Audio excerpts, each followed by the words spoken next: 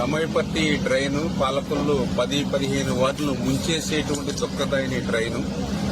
ఏదైతే ఎన్నికల ముందు నేను ఒక మాట ఇచ్చాం, రేపు అధికారంలోకి వచ్చిన తర్వాత దీన్ని పూర్తి చేసేటువంటి బాధ్యత తీసుకుంటానని మాట ఇచ్చాం. ఎందుకంటే ఆ రోజు 14-19లో నేను పనులు ప్రారంభిస్తే ఆ రోజు వైసీపీ గద్దలు అడ్డుకున్నటువంటి పరిస్థితి. కొన్ని 5 సంవత్సరాల్లో వాళ్ళు ఏమన్నా చేశారని అంటే మరి ఒక్క అరబస్తా సిమెంట్ కానీ ఒక్క రూపాయి చేయలేదు కదా. నేను తెచ్చిన నిధులు కూడా రద్దు చేసినటువంటి పరిస్థితి. మళ్ళీ ఈ రోజు అధికారంలోకి వచ్చిన 9 నెలల్లోనే మళ్ళీ ఈ రోజు మరి 14 కోట్ల రూపాయలు అక్షరాల ఈ యొక్క దమయపర్తికి నిధులు కేటాయించి మరి మొన్ననే మేము కొబ్బరికాయ కొట్టాము. మరి మొన్ననే తర్వాత రోజు కొలతలేశారు. మళ్ళీ ఈ రోజు వెంటనే పనులు కాంక్రీట్ పనులు ప్రారంభించారు.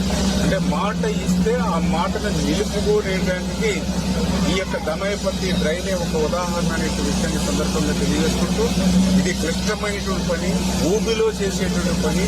ఎప్పటికప్పుడు డ్రైన్స్ నుంచి నీరంతా కూడా దీంట్లోకి వచ్చేసేటువంటి పరిస్థితుల్లో కూడా, అటువంటి ప్రతికూల పరిస్థితుల్లో కూడా వర్క్ ని ఎప్పటికప్పుడు ఇన్స్పెక్షన్ చేసుకుంటూ ఈ యొక్క దమయపర్తిని కంప్లీట్ చేయాలనేటువంటి ఆలోచనతో ముందుకెళ్తాం.